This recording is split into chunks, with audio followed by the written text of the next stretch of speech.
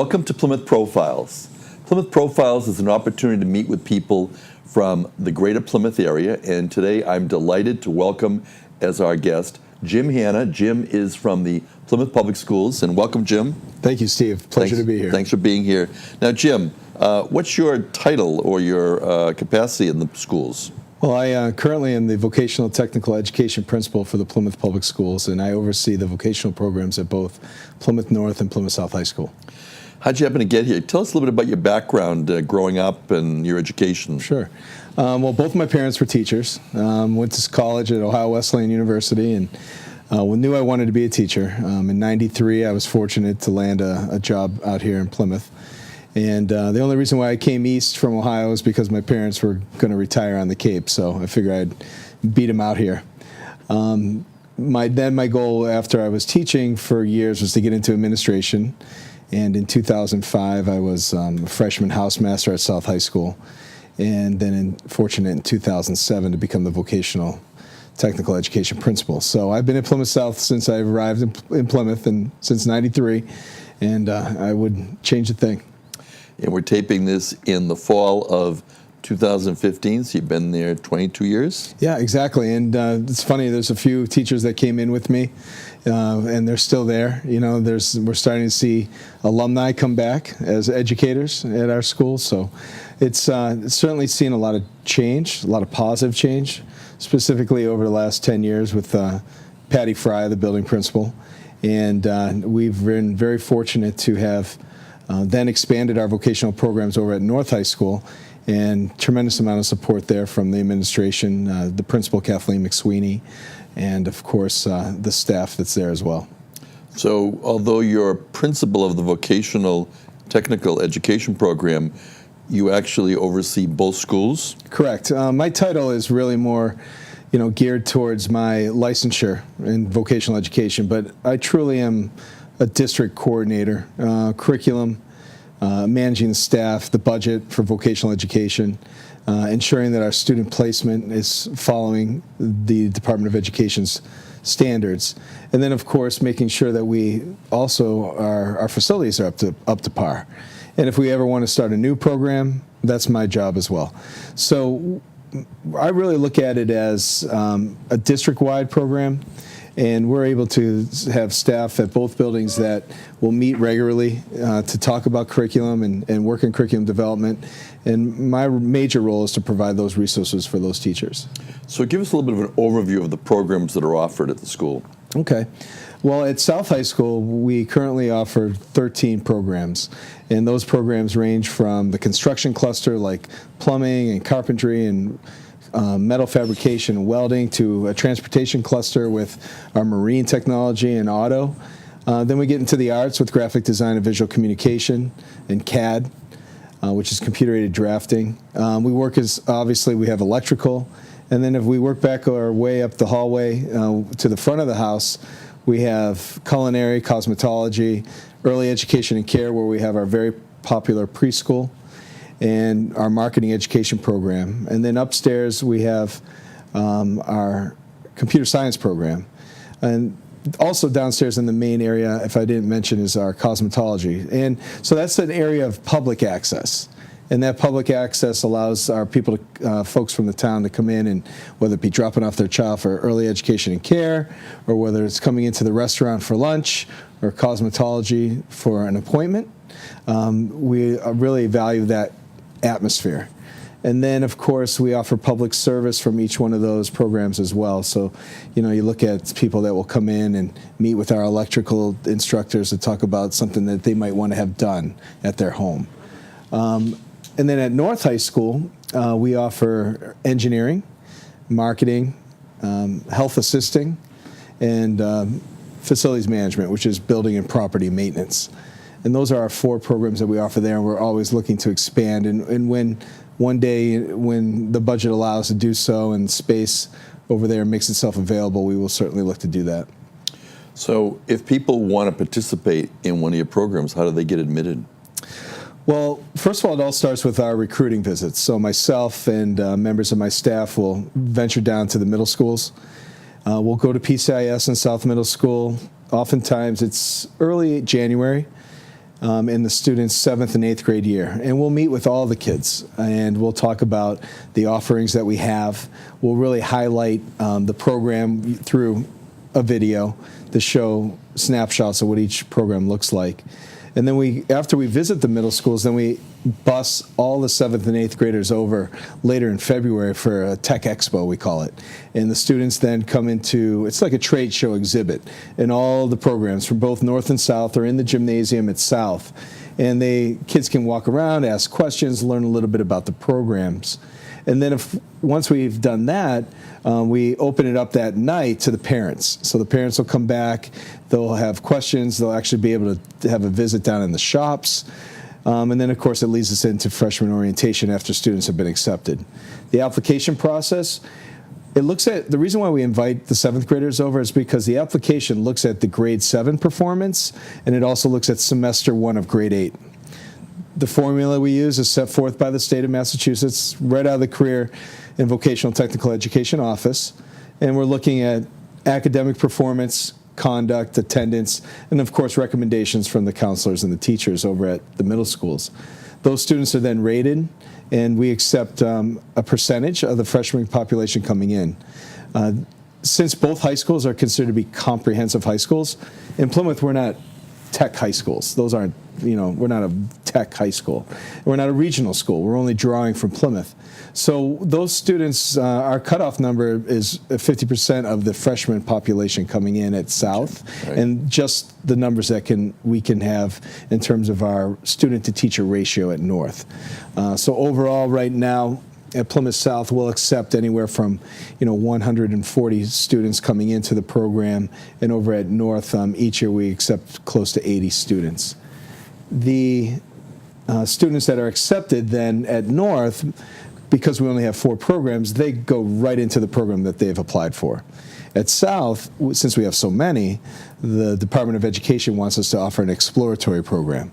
And that exploratory program allows all the incoming 8th graders who are now freshmen to visit each one of the shops and spend some days there, and then make a decision towards the end of the first semester on what program they want to be in for the rest of their high school career. If they change their mind, sophomore year, we welcome that. If that's not the career pathway, we'll make a change. And that does happen sometimes. It does happen, and we don't want a kid to be pigeonholed. If I select plumbing and I realize, plumbing's not for me, we want to make sure we can make a lateral move. For example, I had a student in my office this morning, and she really just realized that, this might not be the career pathway that I want to go in, and so she made a change. Well, it is kind of early, too, for some people. Already to be making their career path in 7th and 8th grade.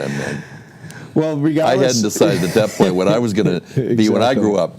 You're right. And that's one other thing that we offer electives in each one of those programs. So not only the kids that are accepted, but the academic kids or the students that may be on a wait list to get into our program, they can also take electives in these programs at South.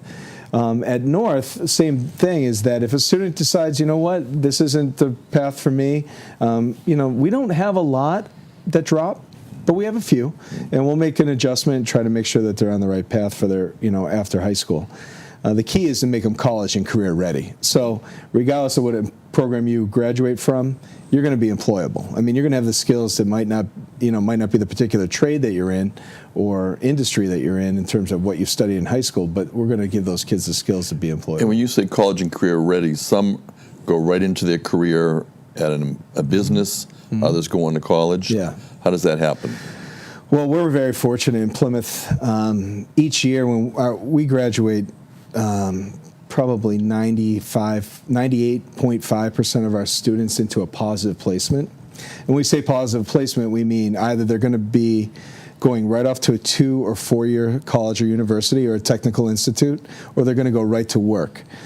Of that, about 78% of them are going, if they choose to go to work, are going to be in a field that they studied in high school. We had about I want to say 55% of our students that graduated last year go off to a 4-year school, which is great. And one thing that we love is that there are so many pathways out of these programs that can be studied in the post-secondary institution. So we're really focusing on, okay, what do the kids want to do? Do we want to make them employable? Yes. Do we want them to have an option for college or a 2-year school? Absolutely. So we'll make sure they have both. Now, one thing that I know about is the partnership with the business community, and I know some of my colleagues have indicated that they've welcomed some of the students to come work for them because they're skilled, people in auto body, people in plumbing and other things. But I also know that I'm involved in a business organization. A few years back, we were looking for a temporary home, and you're able to accommodate us in the culinary arts program. So tell me a little bit about the overall philosophy of the schools as it relates to the local community and businesses. Well, there's 2 really main areas that we focus on with the those in our community. Number one is what you just described, which was placement for our kids. So we have a cooperative education coordinator who works tirelessly at making sure that our students have opportunity to go out and co-op, which is cooperative education, during their senior year. And the students can go out paid or unpaid, and employers will request our students, and each year, the more and more we build positive relationships, they just keep coming back.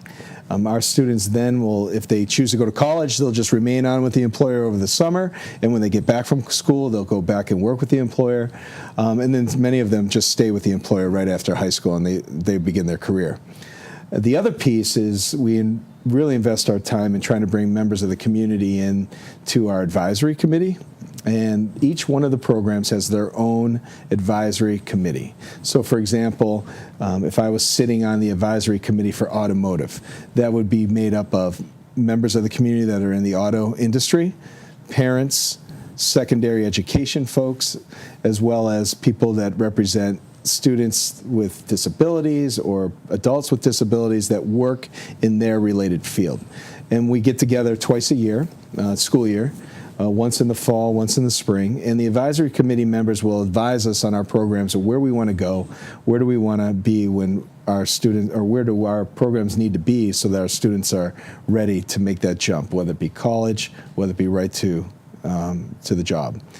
The other thing that we really focus on, too, is there's such a huge push for vocational education in Massachusetts because of what you also mentioned was that high skill, high wage, high demand. Those jobs are out there, and there's not a lot of skill trained people for them.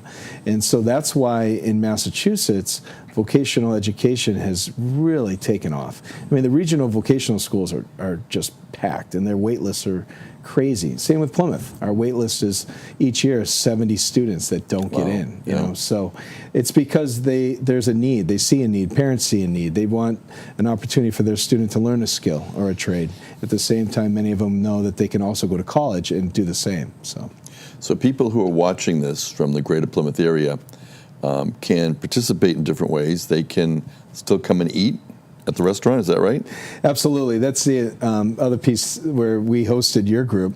We take a lot of pride in bringing the public into our school or use of our facility, whether it be with the Greater Arc or Plymouth, with the adults in their educational program, whether it be with business leaders or community leaders, whether it be with the Pine Hills who want to come in for lunch, or the senior center that wants to do something with our kids. We're always open to that. And then of course we just have the general traffic flow of people coming in for lunch daily, or also coming into the salon, as I mentioned earlier. And it's really a nice little community that we have at both schools, where the community people will come in and ask if they can be involved in our programs, or at the same time have our students do work for them. And it really works out well. So if people watching, they want to go up and have a meal at Plymouth South, what are the hours? Well, right now with this restaurant, we're open at 11 o'clock every day. Yeah. People are usually seated just before then. And we're open till about 12:15, 12:30, depending on the day, because the schedule's new this year. It's a block schedule, and the periods rotate. But people can come on up and have a great meal. Anything from daily specials, from prime rib to scrod to scallops. I mean, at very low cost. I mean, and you're looking at the more the better, because our students need that experience. Sure. In culinary arts, for example, students are required to learn 4 areas of that industry: bakery, cold line, hot line, and service. And those students need that experience out front. And of course, when they are doing that, they're serving the public, they're learning about how they can interact with adults, and of course, they're working the register and the cash. Now, you mentioned the preschool. Do they actually take children from the community? We do. Our preschool is probably one of the pride and joys of the Plymouth Public Schools vocational program, because we have seen not only students that have been in our preschool program, but the parents of those students come back and say, what a great opportunity it was for my toddler and my child. And it's a pre-K curriculum. And we're on the same page in terms of the skill sets that the little ones are going to need when they go off to kindergarten. So we look at the frameworks that the kindergarten teachers use in Plymouth so that we can start tapping into some of those standards with the little ones. The best part of it is that we have the high school students working with the preschool students. So they're learning how to develop lesson plans, activities, not only that, but also to manage child behavior. And that is a huge, huge piece of the program. And many of those kids, when they graduate our vocational program, end up going to schools to become a teacher. And you mentioned the salons. People can come and get their hair done. Yes, it's amazing the secret that we have down there that not everybody knows, but for a third of the cost that anybody would go out into the public, from perms to manicures to wax, in terms of eyebrows, they do it all. Yeah. And we don't do pedicures. That's not allowed in vocational education for obvious reasons. But the students have a need to attain hours, and with those hours can be done on each other, or they can be done with a client. And the more clients we have, the real learning experience that we can provide our kids, very authentic, provides them with the skill set that they need. And then 100% of our students that actually go and take the test at the Massachusetts State Board of Cosmetology will pass, and they'll graduate with their license. And if they choose, they'll be employed right out of high school. Now, for the remaining vocational programs, are there other consumer opportunities or anything for nonprofits that you make available? Yeah, what we do is, because we are a nonprofit school, obviously, and we're not able to give anything away to another, for-profit organization. But for a nonprofit organization that would come to us, that is, through the district, we would just take their request, and we would be able to do things for them, whether it be printing or whether it be decals or logos or set designs or whatever it may be. And as long as we run everything through Dr. Maestas and his office, in terms of what we'll be able to provide for nonprofits, that's not an issue. When we do things for the public, or we do things for those programs or businesses that are for profit, we simply only charge the cost of the materials. There's no labor charges when our students go out to the work site. For example, the carpentry students are across the street on Martingale finishing an addition, or the electricians spend countless hours down in the Pine Hills working on finishing basements in terms of electrical wiring. So our kids are always out. And what's nice about it is then if you say, like, okay, well, what other jobs are out there for our kids? Well, our kids might be just going to a business to help develop a website. Or they might go down and work on a marketing campaign with a company for a short window of time, and then bring fresh ideas and things that they've learned. So it can be anywhere from long-term, daily, going out with their instructors, or actually leaving the building, going after school. At Plymouth North High School, our health assisting kids are out all the time. I mean, as you see around town, you drive around, CNA wanted.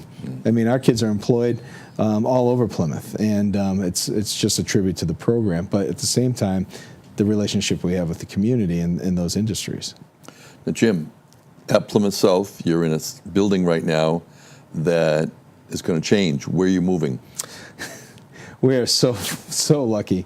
First of all, obviously, a beautiful building at Plymouth North. But to have another building built within that time frame, I mean, I know Plymouth North has been open a few years now, but to have two buildings in Plymouth, reimbursed 50% by the Massachusetts Building Authority, to come back with a new building for Plymouth South High School really shows the commitment of the Central Office Administration, the building principal, and of course the teachers and staff there to try to get something done. And then of course the members of the community. The override that took place, many years ago, I mean, the vote was for two new schools. Plymouth North, obviously, number one priority. We all know what Plymouth North looked like prior to this new building. So Plymouth South is going to be really neat. It's because there are so many vocational programs, there's no model plan that we had to follow. This is completely designed by the same architects that did Plymouth North, but there's no blueprint that they had to follow. We worked together with them. We've actually embedded all of our vocational programs throughout the building itself. And it's not like a tech wing. You don't go down the wing like you do at Plymouth South High School. We really want that true comprehensive feel where the students are really crossing each other's paths, or interdisciplinary assignments can be done. For example, like the television studio and graphic design might be right down the hallway in the English wing, so things can be done there, within a close proximity. And we're very excited. It's going to be built right out back on the athletic fields that are behind Plymouth South High School. There's 4 fields back there, 2 baseball, 2 softball. Currently, right now, groundbreaking has already, not the official groundbreaking ceremony, but they're moving earth. Foundation will be started to be poured in September, and it's in between the high school and the middle school. The existing high school will then not be disrupted at all. So the students will not have any change to the learning process that's currently going on at Plymouth South High School. And then in the fall of 2017, the students will take their first steps into the new building. And what will happen to the old building? The old building will be demolished, and that's where those athletic fields, where the new school is being built, those will end up being constructed out in front where the high school currently is right now. Okay. Taking full use of the land. Absolutely. So tell us again about specifically what type of students do you currently have? How would you describe the demographics of the profile? All boys, all girls, mix? Oh, it's a complete mix. What's interesting is, I think probably in 2011 I did an article with Rich Harbert in the Old Colony about it's not your grandfather's vocational school anymore. Right. And the message that, since I've been the vocational principal, is to just make sure that the community knows is that vocational education isn't for the kid that's not going to go to college. As when you and I grew up, that's what it was. Right. And so we have students that certainly do want to go to work right after high school, and they want to pursue a career right away. But at the same time, we have students that are college bound.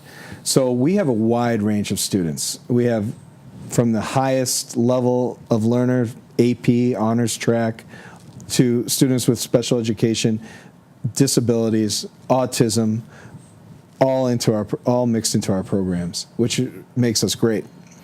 Because we will certainly provide the level of education for all kids. And then, as I mentioned earlier, when they graduate, 98% of them are finding some sort of positive placement. So it's funny you mentioned boys, girls. We have a ton of females that are in non-traditional shops.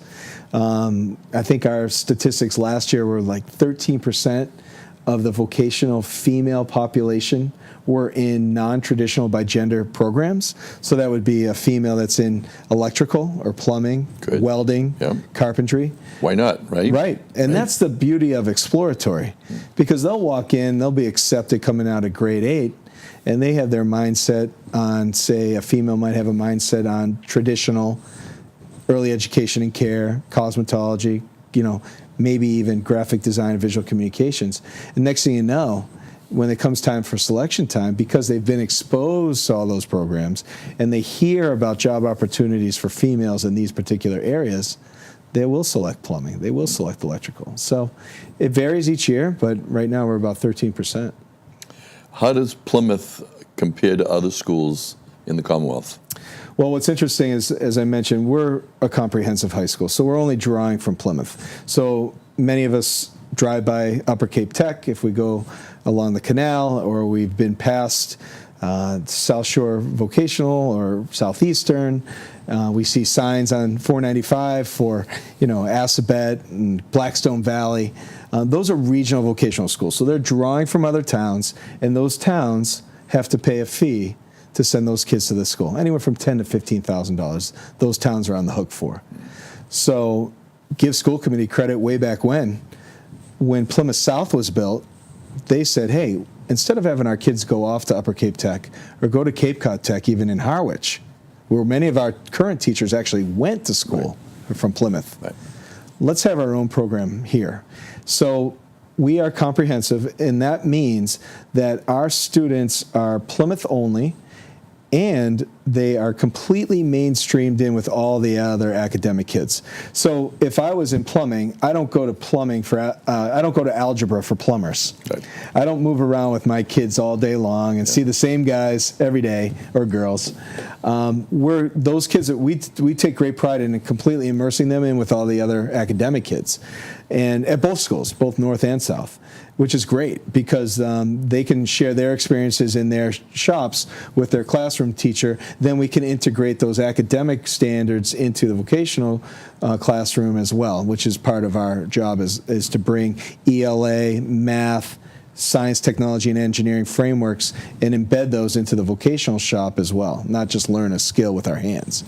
So we're talking about measurements or angles or geometry, we'll bring that in the same level of what the sophomores might be learning. We'll bring that into the shops as well.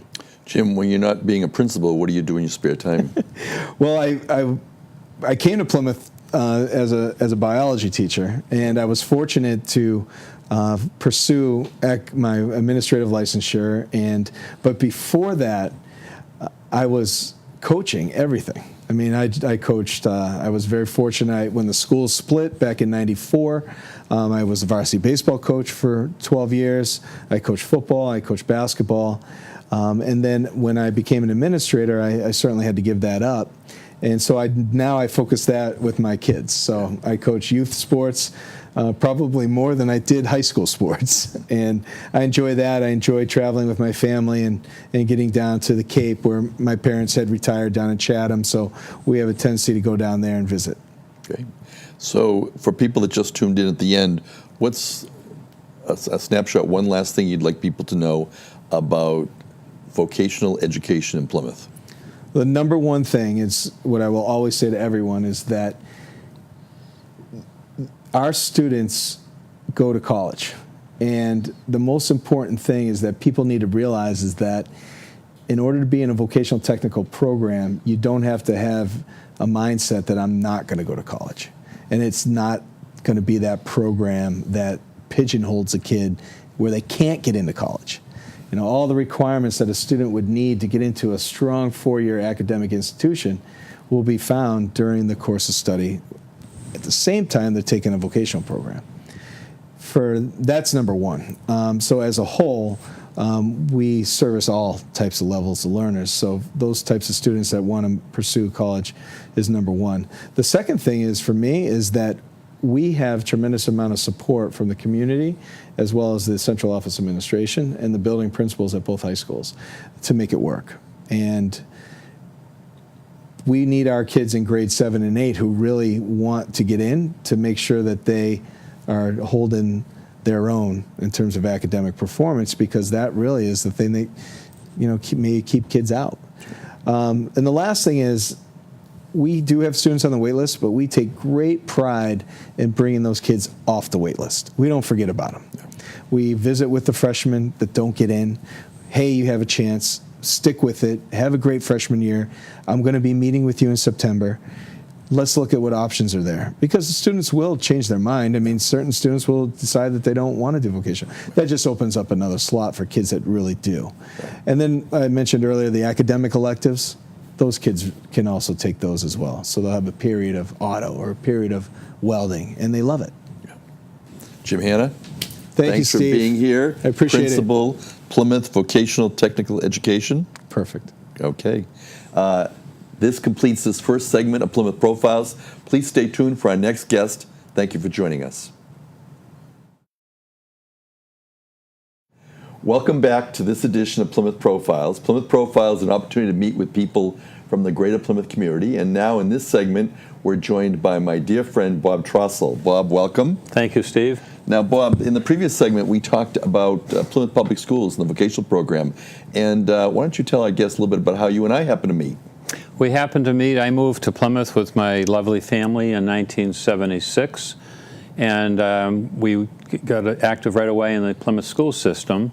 And one of our neighbors invited us to go to a new young person running for school committee by the name of F. Stephen Trifletti. And it was probably one of the better meetings I had, because with my dad, we grew up in Randolph. He never got involved in politics or anything else. And it was an eye-opener for me. I had 2 children when I moved in, and we had 2 more children in Plymouth, and absolutely had the best schools for the 2 neighborhoods we lived in. And you and your friends on that school committee did a great job back then. Thanks, Bob, and thanks for all your support for education. And now we heard in the earlier segment how far it's come from the days when we were involved in school committee and educational programs, and it's beautiful what they've been able to do. It has been. So let's talk a little bit now about you and your background. So where'd you grow up?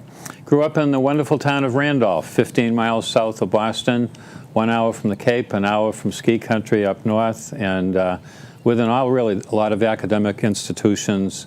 I was one of 6 children, the second oldest of an Irish Catholic nurse and a Lutheran Protestant dad who came up from Pennsylvania and raised a beautiful family. It was a great town. Everybody knew everybody back in the 50s.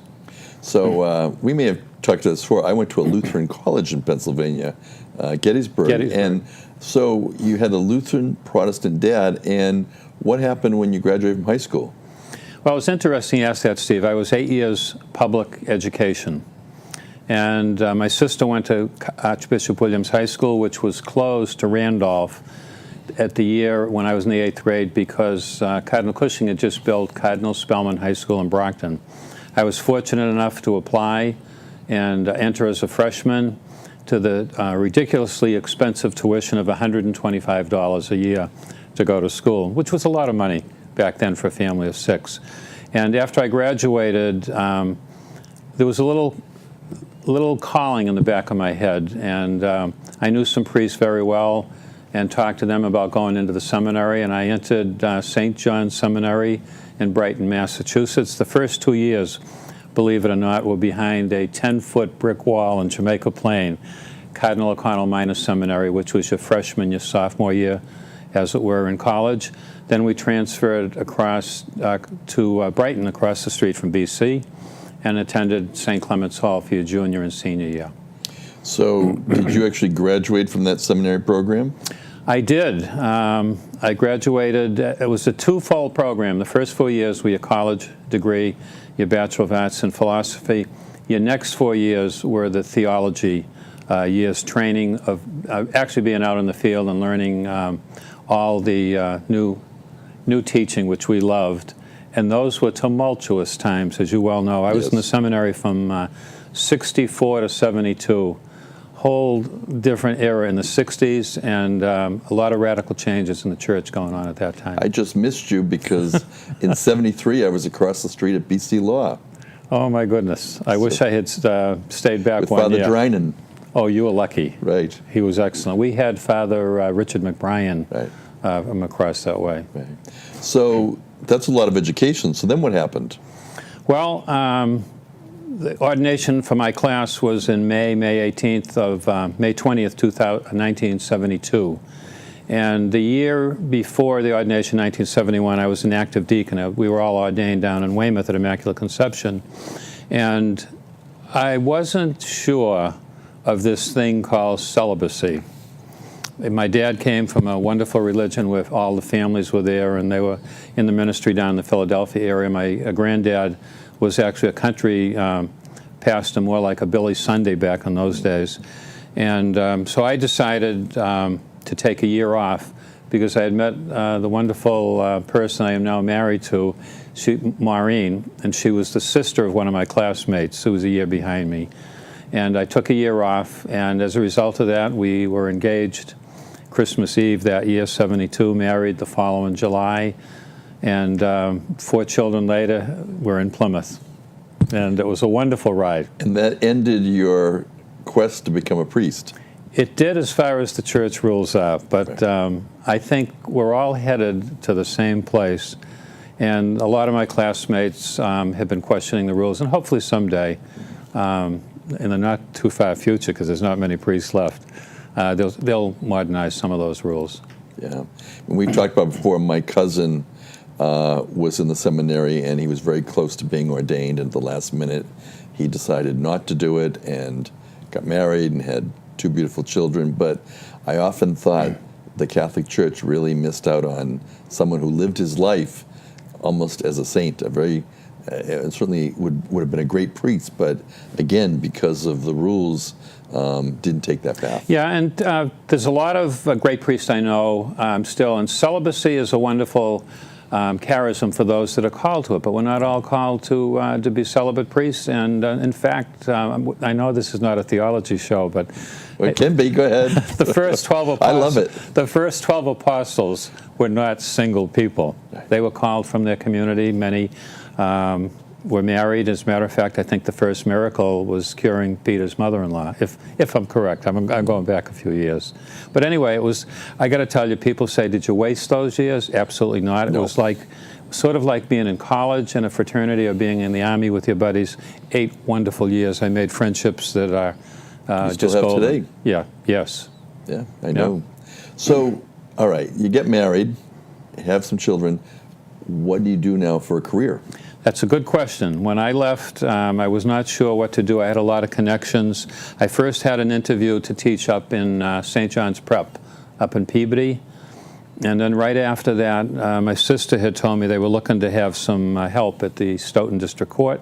I went and had an interview, and a long story short, I was hired as a court officer, which is the person responsible now today, the white shirts that you meet in the court, keep order in the court, and back then we transported prisoners to jail. When they offered me that position, Judge Sullivan, I thanked him and said, I think, no, I'd rather be a probation officer to help people. And my boss took me aside and said, look, this is a small court. That's what you're coming in under. You're going to be one of my probation officers when we get an opening, and you're going to have an active caseload. And it was the grace of God that I started there, and I ended up there 34 years later, terminating my career as a chief probation officer for 13 years there. And we actually crossed paths when you were over in Wareham. Absolutely, we did. That's a wonderful jury court. I met a lot of the people there from Plymouth, like yourself, that would come over in the jury cases back then. So did you leave Stoughton and move to Wareham? Is that how that went? Yeah, what happened was there was a friend of mine appointed to the Stoughton court that lived in a town down this way. He did not want to go to Stoughton at that time. He was put in Wareham Court. A friend of mine who was very high up in the chain of command in Boston said, Bob, look, you've been looking to move to Plymouth Court. Would you be willing to go to Wareham? I said, absolutely. I went to Wareham 10 happiest years again in my probation career, 83 to 93. I was home during those 10 years when my kids were going right through the school system. I was able to go to all the school evening meetings. Afternoon, I could coach. I coached each one of the 4 children in the soccer teams that we had, and I met some wonderful judges that we've just kept up a great friendship, and wonderful attorneys. It always intrigued me that people like yourself that would come over to court, and we had a little education committee, which I was very active on in education. They would always ask the question, which I would put it on to you and your brothers, why do you represent guilty people? Which is not the proper question, but that's the question most people ask. Do you remember what your answer would be when you were in front of the kids? Well, I know what I would say is that everybody's entitled to have a lawyer. That's right. Yeah. And representation. It's absolutely correct. Yeah. So, Bob, how do you feel that your background in the seminary helped in your work in probation? Absolutely terrific training. Growing up on the Rogerian counseling, it's the type of counseling that we had in college up there. And basically, Rogerian counseling, which is a lot of what you do in probation work, as you do, and frankly, almost any field we're in today. It's what you do. I guess there's a reason, I know some people are going to laugh at me, why we have one mouth and two ears. And in that type of counseling, you really need to be tuned into the person's, what they're thinking, their body motions, what they're trying to tell you. And in the seminary, we kind of learned to hold the mirror up in front of people. The answer lies within you. Our job, no matter how they came to us, is to help redirect their energy back to correct and proper behavior. And sometimes we had to kick them along the route to get them in that behavior. And certainly now we see in probation more and more with drug court and the issues facing many of the people that get involved in the court system, that it really strikes me that a lot of the role is almost counseling, when you're working on a case. It really is, and it's sometimes it's hard for a former probation officer to come back and deal with the same clients with new probation officers who have thank God, all the academic and enthusiasm and zeal, but get beaten down so fast many times by rules that are above and beyond what they would like to do. They're wonderful people. They want to help people. But the people, many of them today, the big change, addiction is addiction is addiction. When I started, as you would know, alcoholism was 80 to 85% of your caseload. Right.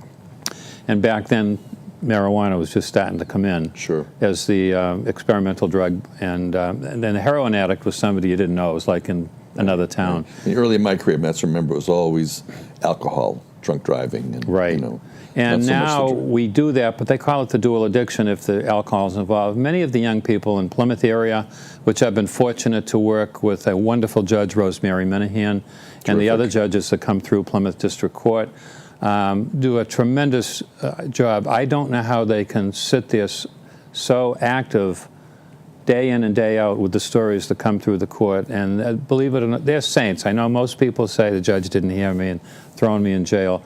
Every judge, probation officer, and attorney that I know down there, most 99% are trying to do what's right for the client.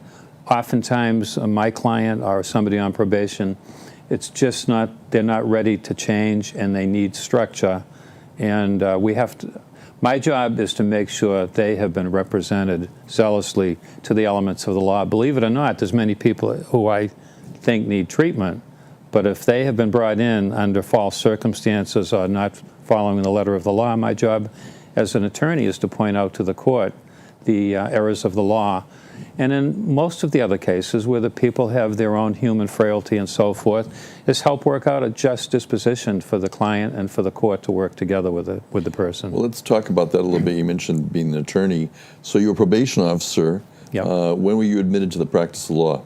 When I was a probation officer and fortunate to be at the Wayham Court that you mentioned for 10 years, there was a new law school starting over in, they rented space in New Bedford, so it was Southern New England School of Law. A friend of mine got in that, and I signed up in 1989, and I graduated 4 years later. They had a nice weekend program, Thursday, Friday, and Saturday nights.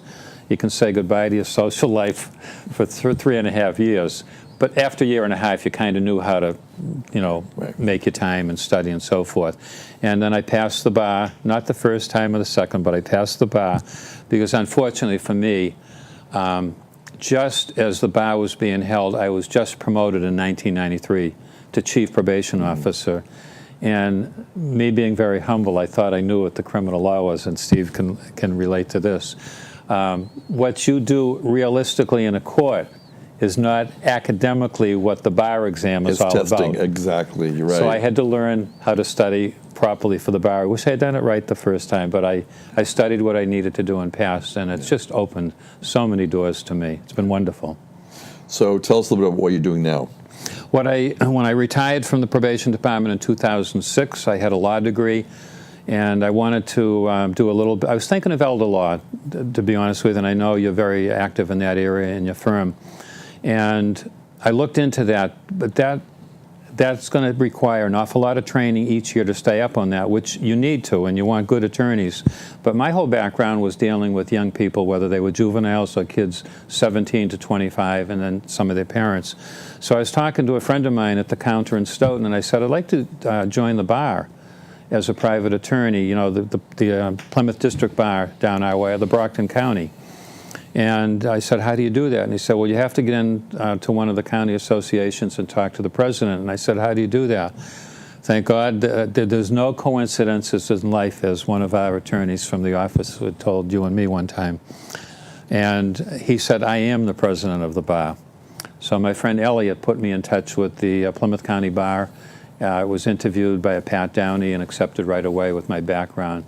And she was terrific and helped me through many situations the first year.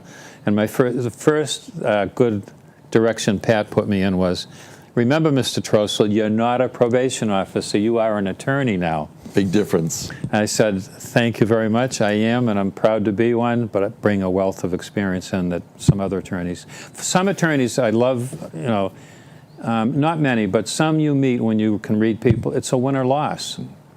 And where I come from with that whole background, it's more than a win or loss. What's the outcome Right. for your client? Right. And it's very important because what might be a win, let's say in a criminal, is not necessarily a not guilty. It is. Correct. It is what's going to happen to that person, and particularly when there's a drug issue or an alcohol issue. Are they going to be okay so that it doesn't happen again? I got to just tell you a quick story. One of my clients that I was fortunate enough to be appointed was a young lady from the South Shore area and ended up in Brockton, and I got her on supervised probation. She had had a rough life. Basically had to bring herself up kind of on the streets with different friends, and she was hooked on Percocet, heroin, and so forth. We got her on probation with supervision. She did it well for a while, had a relapse, as most people do have a relapse. And she was brought into court. I didn't even recognize her. She'd put on a lot of weight. And she was detained, which is what they do many times when you violate probation and you're a danger to yourself or to others. You're going to be held without any bail. That's called being detained. Unfortunately, we have no prison close enough to Plymouth, and she had to go to Framingham. I went and visited her 2 times, and when it came back to court, she was pregnant when she was arrested in violation, and 4.5 months pregnant when I got to work with her and a counselor up at the Framingham jail. The recommendation from the Commonwealth was just, she's had a long record, put her in jail for 2 years and protect the public, which many people, that's a philosophy. You've had 2 or 3 breaks, now it's time to do jail time.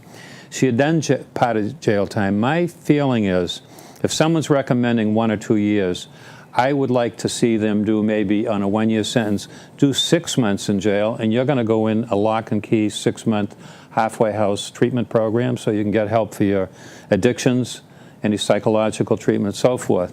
Make a long story short, as we know, the Catholic Church has been closing buildings. We found out that there was a convent up in Newton that was taking in young ladies from MCI Framingham or from people put on probation or parole. So I inquired, trying to do the best for my client, can I get her on a suspended sentence with probation with treatment? No, she won't be eligible for this program. The wheels start to turn, as you and I know, when you're trying to help somebody out in the court.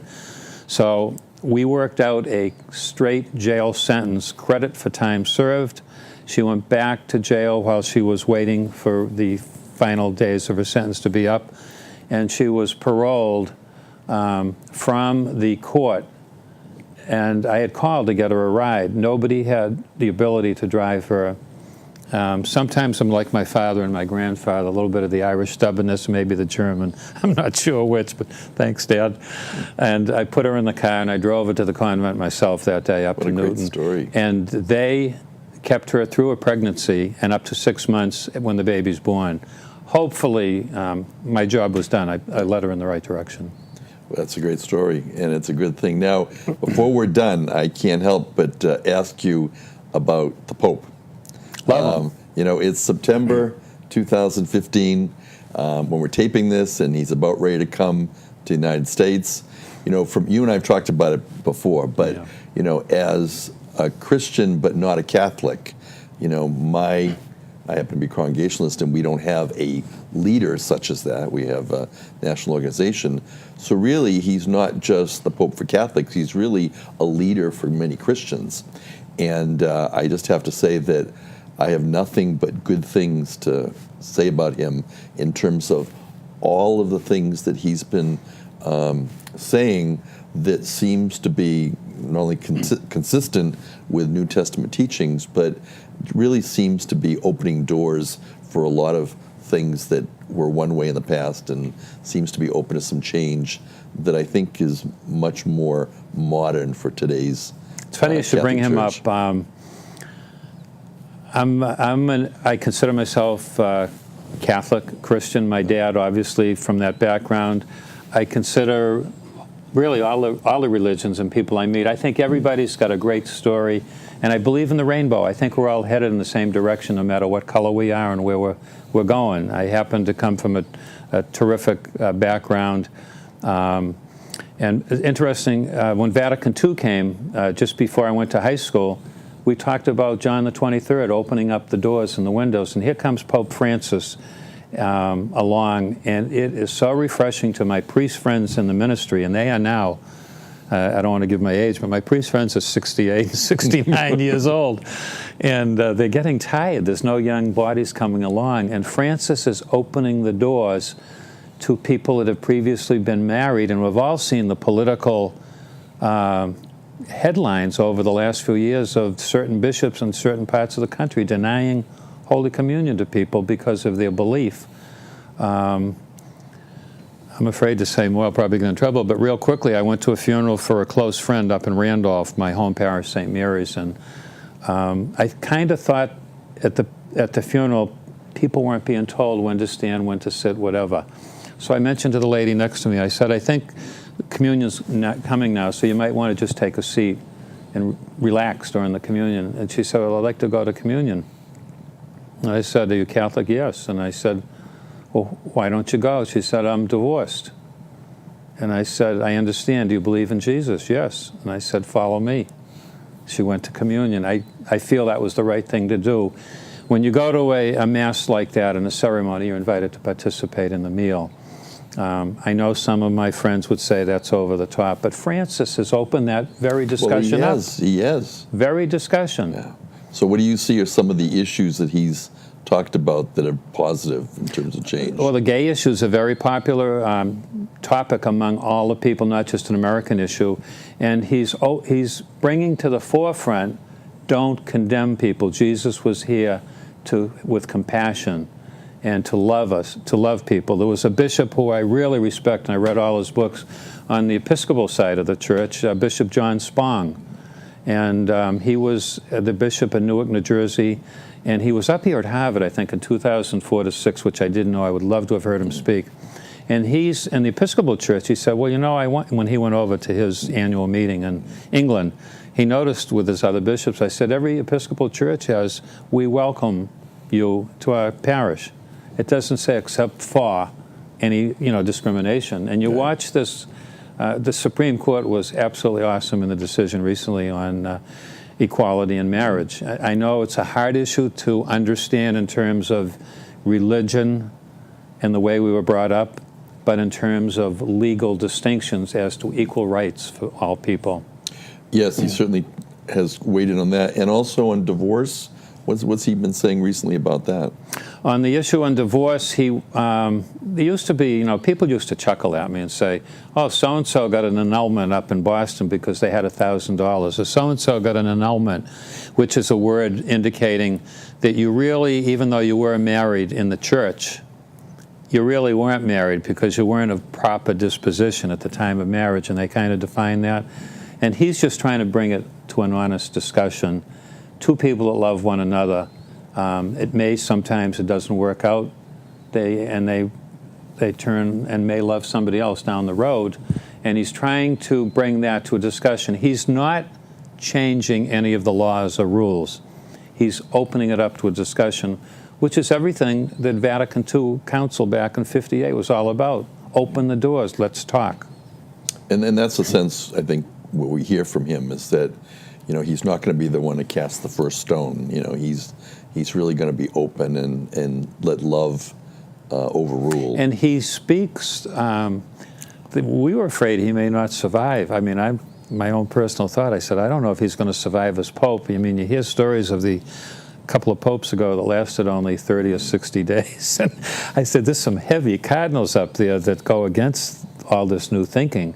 But he's handled that wonderfully. One of the first things he handled was the scandal at the Vatican Bank. He cleaned that right up, and he's now bringing the other issues. And we're fortunate to have Cardinal Sean O'Malley in Boston. He's one of the 8 people, I would say, on like a think tank that advises the Pope as to issues and so forth.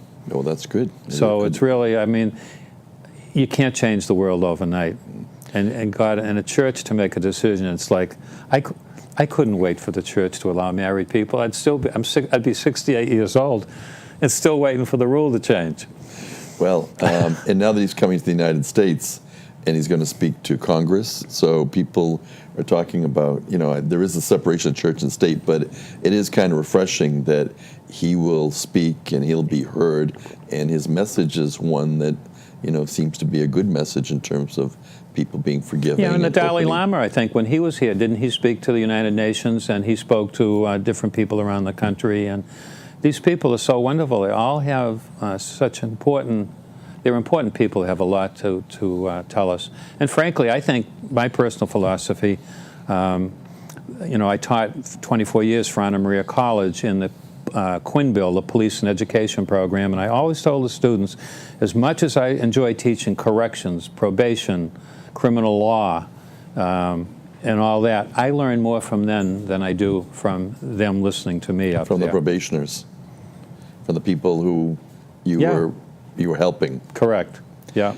So, Bob, when you're not practicing law or going to church, Well, don't judge me by going to church, but that's for another day. I wouldn't judge you at all. I would never judge, and I'm not a judge. What do you like to do in your free time? People that know me, they think I play golf all the time because I have a golf shirt on, but I don't. I love to play best ball in a tournament to raise money for different causes.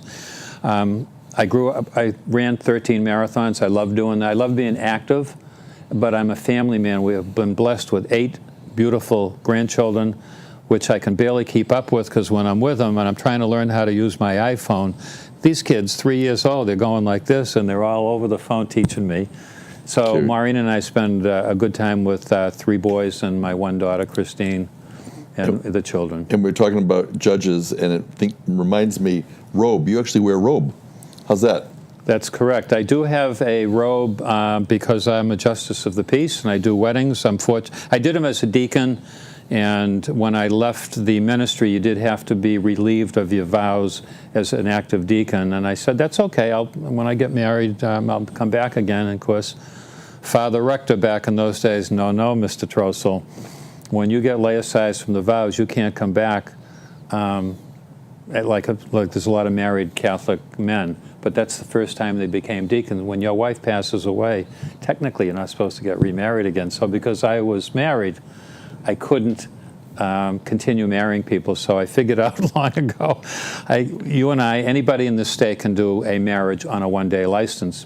I was fortunate enough to apply for Justice of the Peace license, and I got that. There is 1 justice for every 5,000 people in a community. So the community of Plymouth, I believe, had 55,000 people. I'm one of 11 justices that would reside here.